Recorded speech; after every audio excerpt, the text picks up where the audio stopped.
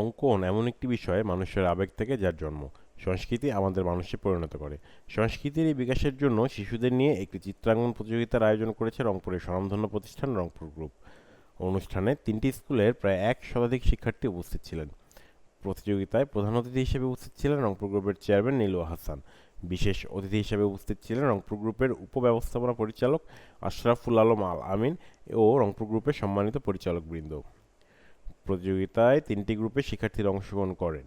চিত্রাঙ্কন শেষে তাদের হাতে পুরস্কার তুলে দেন রংপুর গ্রুপের চেয়ারম্যান নীলুয়া হাসান ও অন্যান্য পরিচালকবৃন্দ এবং অংশগ্রহণকারী সকলের হাতেই বিশেষ স্বাস্থ্যসেবা কার্ড তুলে দেওয়া হয়। Mahbur Rahman, RCTV news, Rangpur.